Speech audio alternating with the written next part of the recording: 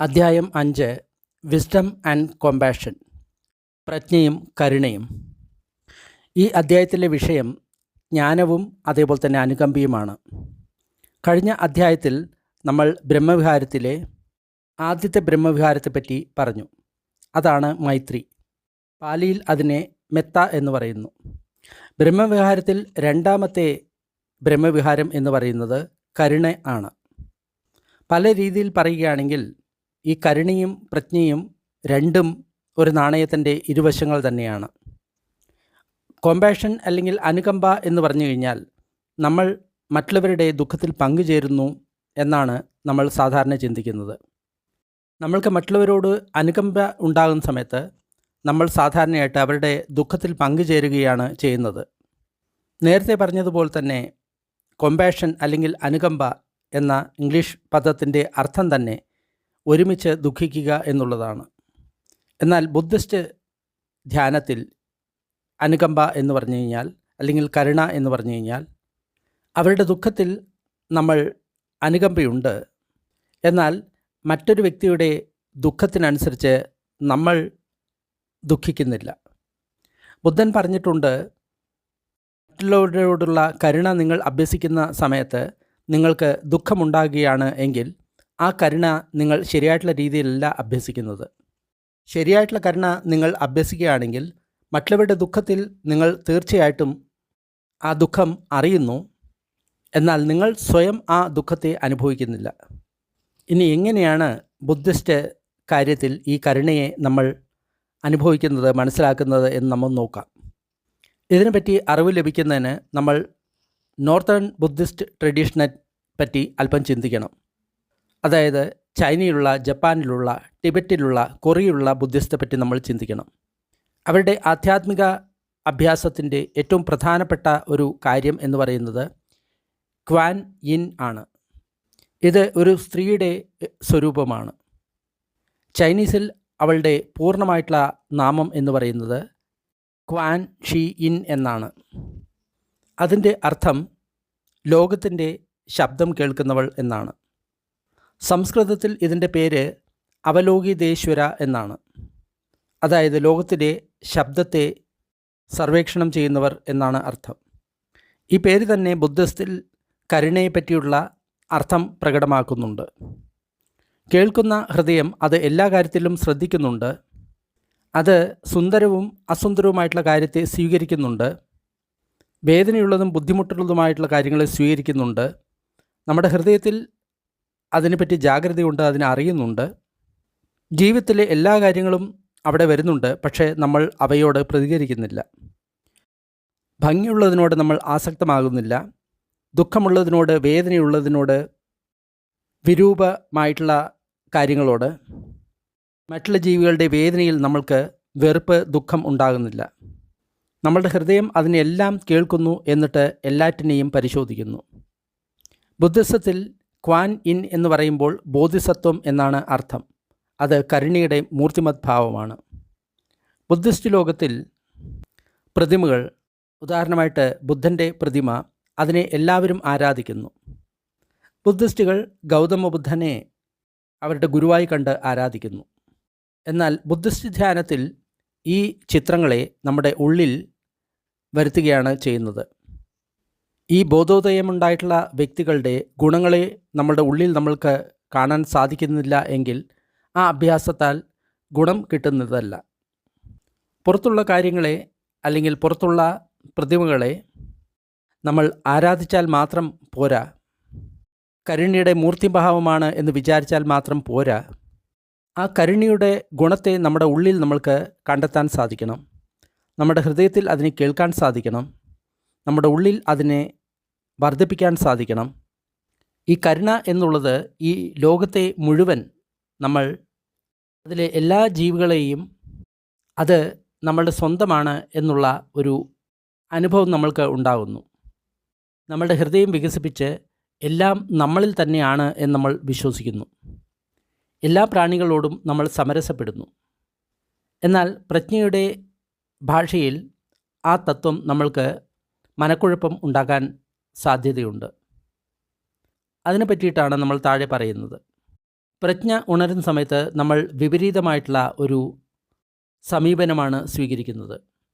പ്രജ്ഞയനുസരിച്ച് ഒന്നും തന്നെ നമ്മളുടേതല്ല.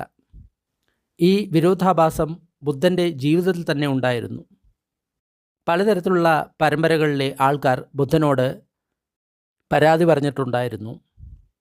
ബുദ്ധനിൽ നിന്നോ ശിഷ്യന്മാരിൽ നിന്നോ നേരിട്ടുള്ള ഒരു ഉത്തരം കിട്ടുക എന്ന് പറയുന്നത് അല്പം ദുഷ്കരകരമായിട്ടുള്ള കാര്യമാണ്.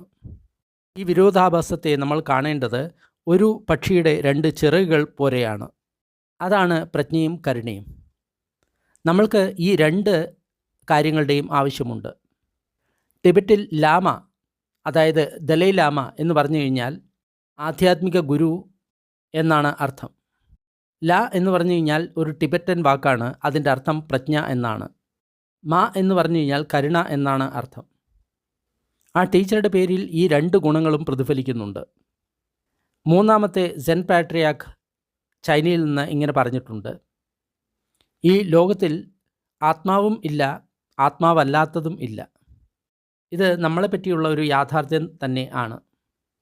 അപ്പോൾ നമ്മൾക്ക് ഇതിന് കരുണയുടെ ഭാഗത്തു നിന്നും നോക്കാം. എന്നിട്ട് ഇങ്ങനെ പറയാം: എല്ലാം തന്നെ എൻ്റെയാണ്, ഞാൻ ഈ ലോകമാണ്. ഞാൻ എന്താണോ അത് ഈ ലോകവുമായിട്ട് ബന്ധപ്പെട്ടിരിക്കുന്നതാണ്, മാനസികവും ശാരീരികവും. നമ്മൾ ഒരിക്കലും ഒറ്റപ്പെട്ട വ്യക്തികളല്ല. എന്തെന്നാൽ നമ്മൾ പ്രകൃതിയുമായിട്ട് ബന്ധപ്പെട്ട് കിടക്കുന്നു. ശാരീരികവും മാനസികവുമായിട്ടുള്ള എല്ലാ കാര്യങ്ങളുമായിട്ടും നമ്മൾ ബന്ധപ്പെട്ട് കിടക്കുന്നു.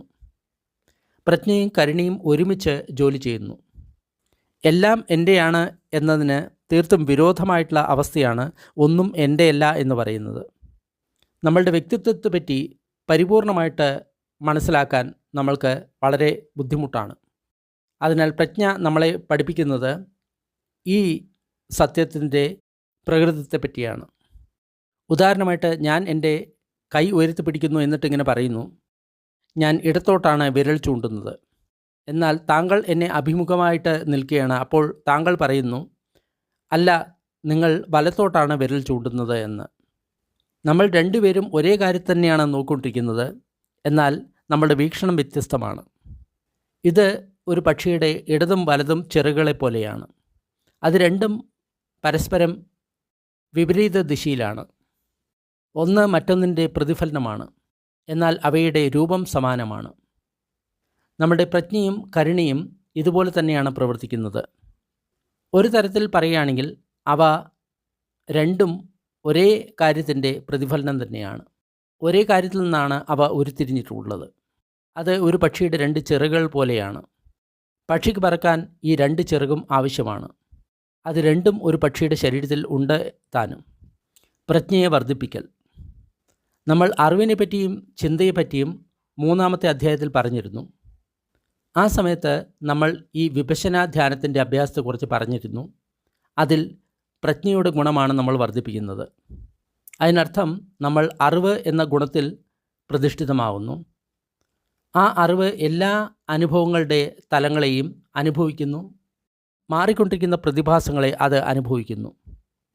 പ്രജ്ഞയെ വളർത്തുന്നതിന് നമ്മൾ ചിന്തകളുടെ ലോകത്തെ, അനുഭവങ്ങളുടെ ലോകത്തെ, നമ്മളുടെ വികാരങ്ങളുടെ ലോകത്തെ, ഓർമ്മകളുടെ, അഭിപ്രായങ്ങളുടെ ലോകത്തെ നമ്മൾ നോക്കുന്നു. എൻ്റെ എന്ന വികാരത്തെ നമ്മൾ നോക്കുന്നു. പുറത്തുള്ള ലോകത്തിൻ്റെ കാര്യങ്ങളെ നമ്മൾ നോക്കുന്നു. ശബ്ദത്തിലൂടെ, കാഴ്ചയിലൂടെ, മണത്തിലൂടെ, രസത്തിലൂടെ, ശരീരത്തിലെ സംവേദനകളിലൂടെ നമ്മൾ ഈ എല്ലാ കാര്യങ്ങളുടെയും അനുഭവത്തിൻ്റെ പ്രക്രിയയെ നമ്മൾ നോക്കാൻ തുടങ്ങുന്നു. നമ്മൾ അതിനെ അറിയുക മാത്രമാണ് ചെയ്യുന്നത്. അതിൻ്റെ വിഷയത്തിൽ നമ്മൾ താല്പര്യപ്പെടുന്നില്ല. അതായത് നമ്മളുടെ അനുഭവത്തിൻ്റെ വിഷയം സുഖകരമാണോ ദുഃഖകരമാണോ സുന്ദരമാണോ അസുന്ദരമാണോ എന്ന് നമ്മൾ നോക്കുന്നില്ല. നമ്മൾ ആ പ്രത്യേക അനുഭവത്തിൻ്റെ വിഷയത്തിൽ നമ്മൾ ശ്രദ്ധിക്കുന്നില്ല. നമ്മൾ പ്രജ്ഞയും അതേപോലെ തന്നെ അന്തർദൃഷ്ടിയാലും ആ അനുഭവത്തിൻ്റെ പ്രക്രിയ മാത്രമാണ് നമ്മൾ നോക്കുന്നത്. നമ്മളുടെ ഇന്ദ്രിയ വസ്തുക്കളുടെ പ്രത്യേക ലക്ഷണത്തെ നമ്മൾ ഒരിക്കലും കണക്കിലെടുക്കുന്നില്ല. എന്നാൽ അവയുടെ സാർവലൗകിക ലക്ഷണമായിട്ടുള്ള അനിത്യത, മാറ്റം, അനിശ്ചിതത്വം, അനാത്മകത, ദുഃഖം, തുടങ്ങിയവയാണ് നമ്മൾ നോക്കുന്നത്. നമ്മളുടെ ഏതൊരു അനുഭവവും നമ്മൾ അല്ലെങ്കിൽ നമ്മുടേത് ആകാൻ നമ്മൾ ശ്രമിക്കുന്നില്ല. അവിടെ ഞാൻ എന്ന ഭാവം ഒരിക്കലും വരുന്നില്ല. ഞാൻ, എൻ്റെ, എന്നിൽ തുടങ്ങിയ ഭാവങ്ങളും അവിടെ വരുന്നില്ല. എന്നാൽ ഇത് ദിവസത്തിലുള്ള കാര്യങ്ങളിൽ ഇത് വളരെ പ്രാധാന്യമുള്ളതായിട്ട് നമ്മൾക്ക് തോന്നാറുണ്ട്. അനുഭവിക്കുന്ന ആൾ എവിടെയാണ്? നമ്മൾ യഥാർത്ഥത്തിൽ നോക്കുന്ന സമയത്ത് നമ്മൾക്ക് ഞാൻ എന്നുള്ള അനുഭവത്തെ നമ്മൾക്ക് വേർതിരിച്ചറിയാൻ സാധിക്കും. അത് ഉയരുന്നത് നമുക്ക് അറിയാൻ സാധിക്കും. അതിനെ മനസ്സിൻ്റെ ആ അറിവ് കൊണ്ട് നമ്മൾക്ക് മനസ്സിലാക്കാൻ സാധിക്കും. അവിടെ എൻ്റെ എന്ന് പറയുന്ന വികാരമുണ്ട്. എന്നാൽ ഈ വികാരം മറ്റുള്ള എല്ലാതരം വികാരങ്ങളെപ്പോലെ ആണ്. ഇത് ഉണരുന്നു, അത് അനുഭവിക്കുന്നു, എന്നിട്ട് അത് ഇല്ലാതാകുന്നു. ആ അനുഭവത്തെ അറിയുന്നത് എന്താണ്? അറിയുന്നത് ആ അനുഭവം മാത്രമാണ് എങ്കിൽ അത് അറിയുന്നത് ആരാണ്? ആ അറിയുന്നതിനെ അറിയുന്നത് ആരാണ്? ഈ പ്രകാരം ആ ചോദ്യം പോയിക്കൊണ്ടേയിരിക്കും. ജോനാഥൻ സ്വിഫ്റ്റ് അദ്ദേഹത്തിൻ്റെ ഒരു കവിതയിൽ ഇങ്ങനെ പറഞ്ഞിട്ടുണ്ട്. ഒരു പ്രകൃതി നിരീക്ഷകൻ ഇങ്ങനെ നിരീക്ഷിക്കുന്നു. ഒരു പാറ്റ അതിനേക്കാളും ചെറിയ പാറ്റകളെ കൊന്നു തിന്നുന്നു. അതിനേക്കാൾ ചെറിയ പാറ്റകളെ ഈ പാറ്റകൾ തിന്നുന്നു. അങ്ങനെ ഈ കാര്യങ്ങൾ പോയിക്കൊണ്ടേയിരിക്കുന്നു. ഈ അറിയുന്ന വ്യക്തിയെ പറ്റിയിട്ടുള്ള ഈ കാര്യം ഇങ്ങനെ ആത്യന്തികമായിട്ട് പോയിക്കൊണ്ടേയിരിക്കുന്നു. എന്നാൽ ഒരു കാര്യം നമ്മൾക്ക് വളരെ പെട്ടെന്ന് വ്യക്തമാകുന്നു. ഈ അറിയുന്ന കാര്യം തന്നെയാണ് ഇതിനെ അറിയുന്നത്. ആ അറിയുന്ന ആ ഗുണത്തിൽ നമ്മൾക്ക് നമ്മുടെ ഹൃദയം വയ്ക്കാവുന്നതാണ്. എന്നിട്ട് അതിൻ്റെ കൂടുതൽ ലക്ഷണത്തെ നമ്മളിൽ അല്ലെങ്കിൽ മറ്റുള്ളവരിൽ ആരോപിക്കുന്നത് നമ്മൾക്ക് കാണാൻ സാധിക്കും. ഉദാഹരണമായിട്ട് അതൊരു ചിന്തയായിരിക്കാം, അല്ലെങ്കിൽ ഒരു അനുഭവമായിരിക്കാം, അല്ലെങ്കിൽ ഒരു ശബ്ദമായിരിക്കാം, ഓർമ്മയായിരിക്കാം, ഒരു പ്രസ്താവനയായിരിക്കാം. നമ്മൾക്ക് ഒരിക്കലും അതിൽ നിത്യതയുടെ അല്ലെങ്കിൽ എന്നെന്നും നിലനിൽക്കുന്ന ഒരു കാര്യങ്ങളുടെ അടിസ്ഥാനം അവിടെ കാണാൻ സാധിക്കില്ല. ഈ കാര്യങ്ങളെല്ലാം നമ്മൾ എപ്പോഴും ഞാനാണ്, എൻ്റെയാണ് എന്നാണ് കരുതുന്നത്. എൻ്റെ സ്വത്തുക്കൾ, എൻ്റെ പേര്, എൻ്റെ സമൂഹത്തിലെ സെക്യൂരിറ്റി നമ്പർ, എൻ്റെ കഥ, എൻ്റെ ഭാവി, എൻ്റെ ശരീരം, എൻ്റെ ചിന്തകൾ, എൻ്റെ വികാരങ്ങൾ, നമ്മൾ ഇവയുടെ എല്ലാം ഉടമസ്ഥനാണ് എന്ന് നമ്മൾക്ക് കരുതുന്നു. എന്നാൽ ഇത് അറിയുന്ന ഒരു വ്യക്തിയെ നമ്മൾക്ക് ഒരിക്കലും ആ ഗുണത്തെ നമ്മൾക്ക് കണ്ടുപിടിക്കാൻ സാധിക്കുന്നില്ല. അവിടെ അറിയലുണ്ട്, അറിയുന്ന അനുഭവങ്ങളുടെ ഒഴുക്കുണ്ട്. അതിൽ നിന്നാണ് ഞാൻ, ഈ ലോകം, നിങ്ങൾ തുടങ്ങിയ ലോകീയ യാഥാർത്ഥ്യങ്ങൾ വരുന്നത്. നമ്മൾ ഇതിനെ കൂടുതൽ അന്വേഷിക്കുകയാണെങ്കിൽ നമ്മൾക്ക് ഇത് ഒരു ഉറച്ചിരിക്കുന്ന ഒരു ശരീരമാണ് എന്ന് നമ്മൾക്ക് തോന്നുന്നു.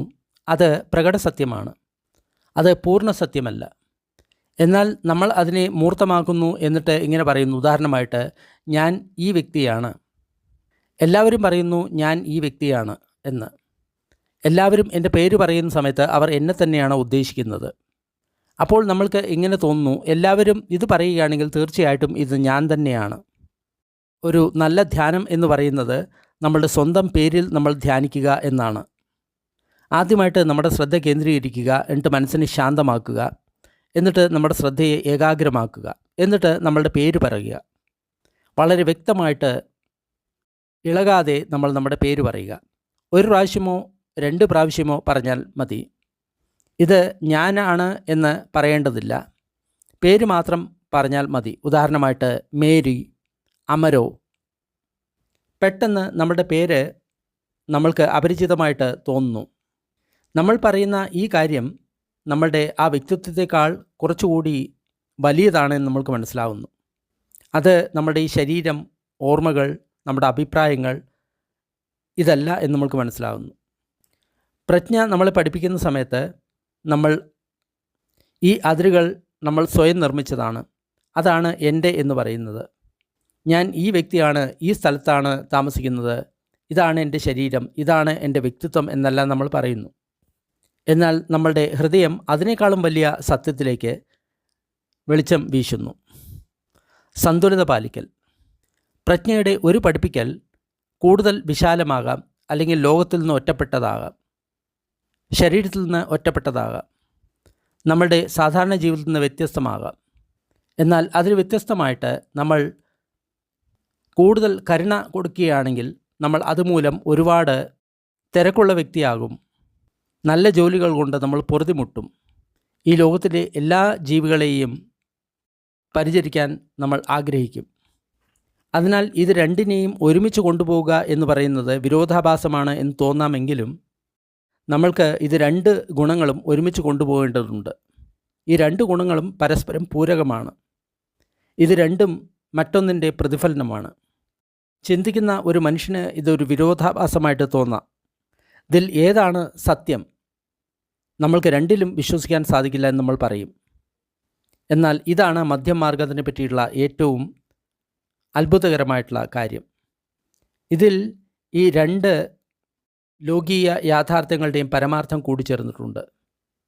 കോമ്പാഷൻ ആൻഡ് ലിസണിങ്, കരുണയും കേൾവിയും. നിങ്ങൾ നിങ്ങളുടെ ഉള്ളിൽ അല്പം ഏകാഗ്രത കൊണ്ടുവന്നിട്ടുണ്ട് എങ്കിൽ വർത്തമാന ക്ഷണത്തിൽ നിങ്ങൾക്ക് അനങ്ങാതെ ഇരിക്കാൻ സാധിക്കും. ആ സമയത്ത് നിങ്ങളുടെ മനസ്സിൽ അല്പം ശബ്ദങ്ങൾ നിങ്ങൾക്ക് കേൾക്കാൻ സാധിക്കും. അത് നിങ്ങളുടെ ഉള്ളിൽ നടക്കുന്ന സംസാരമാണ്. മറ്റുള്ളവരോട് സംസാരിക്കുന്ന സംസാരമാണ്. സമൂഹമായിട്ട് സംസാരിക്കുന്ന സംസാരമാണ്. ഇതിൽ ഉള്ളിലെ ഓരോ കമ്മിറ്റിയും മറ്റൊരാൾ പറയുന്നത് തീർക്കാൻ വേണ്ടി കാത്തിരിക്കാറില്ല. അതിനു മുമ്പ് തന്നെ അവർ അവരുടെ അഭിപ്രായങ്ങൾ പറയുന്നു.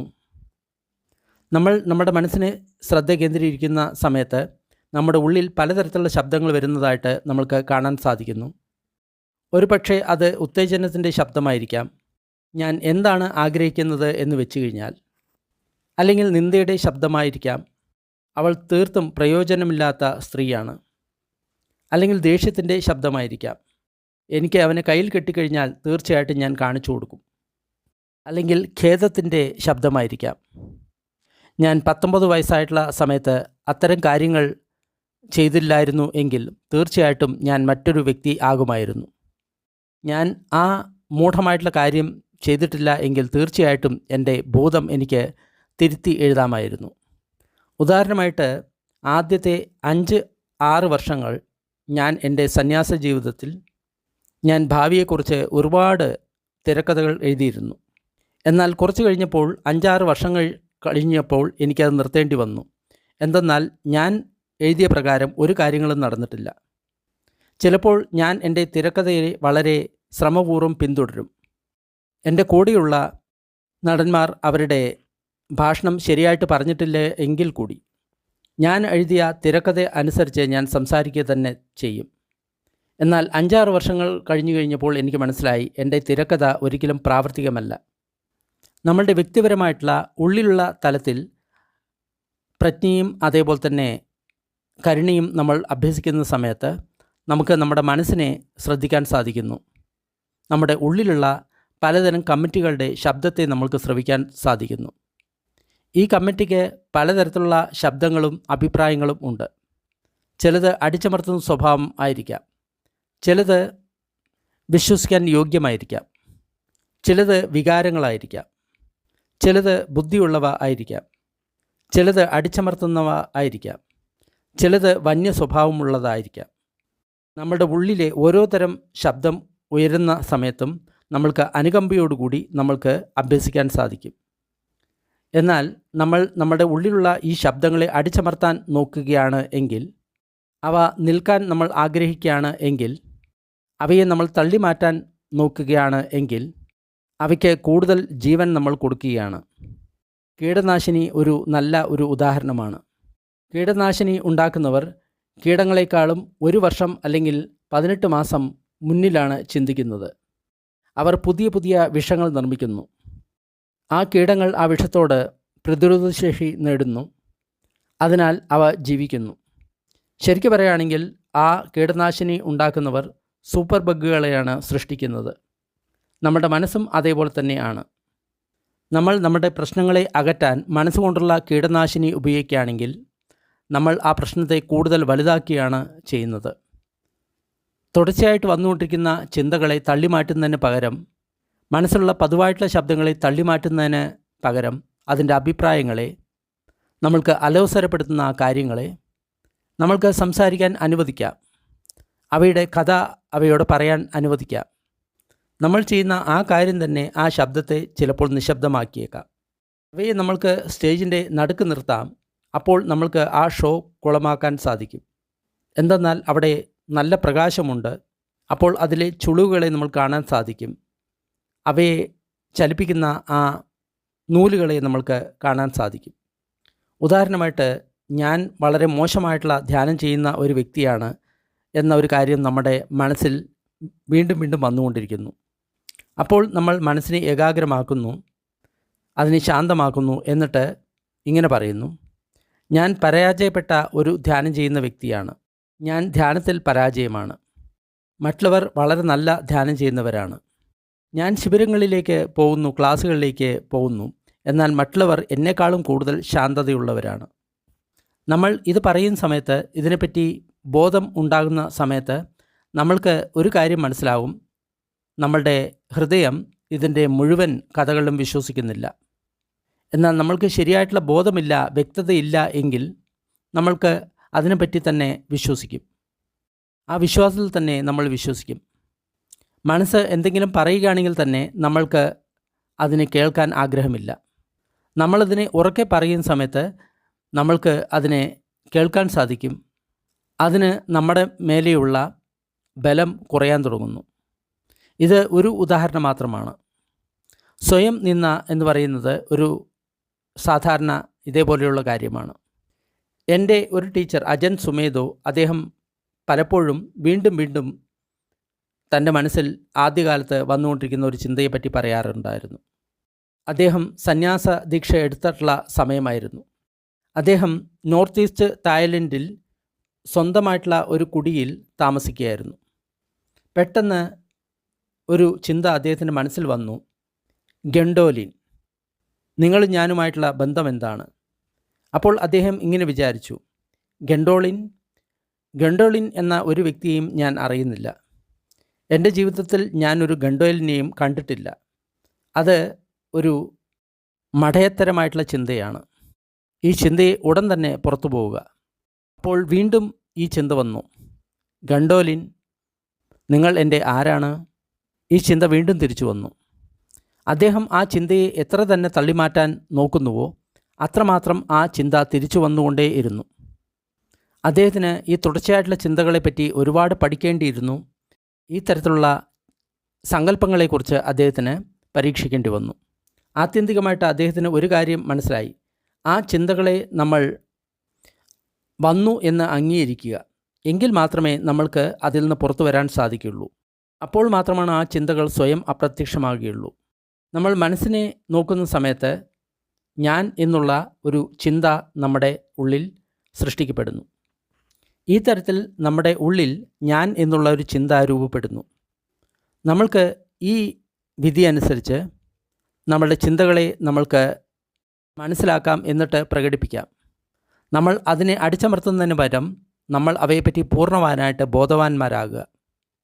നമ്മളുടെ സ്വയം നിന്ദയുടെ എതിരായിട്ടുള്ള ഭാഗം ഒരുപക്ഷെ നമ്മൾക്ക് മനസ്സിലാകാം. ഒരു ധ്യാനകനെ സംബന്ധിച്ചിടത്തോളം, ഒരു ആധ്യാത്മിക വ്യക്തിയെ സംബന്ധിച്ചിടത്തോളം, എനിക്കറിയാവുന്ന എല്ലാവരിലും വെച്ച് ഏറ്റവും മുന്നിലാണ് ഞാൻ. എന്നാൽ നമ്മളെ മിക്കവരുടെ സംബന്ധിച്ചിടത്തോളം ഇത്തരം ചിന്തകൾ ഉണ്ടാകുക എന്നുള്ളത് അസംഭവ്യമാണ്. എന്നാൽ ചിലർക്ക് അഹംഭാവം കൂടുതൽ ഉണ്ട്. അപ്പോൾ അവർ മനസ്സിൽ ഈ ചിന്തകളെ വളരെ വ്യക്തമായിട്ട് ഉച്ചരിക്കുക. അപ്പോൾ അവരുടെ ഹൃദയം മനസ്സിലാക്കും, ഇത് പൂർണ്ണമായിട്ടുള്ള കഥയല്ല.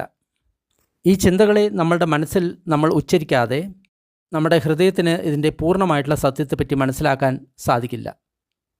നമ്മൾ അതിനെ കേൾക്കാൻ പഠിക്കാതെ നമ്മൾക്ക് ഹൃദയത്തിലെ കാര്യങ്ങളെപ്പറ്റി അറിയാനും സാധിക്കില്ല.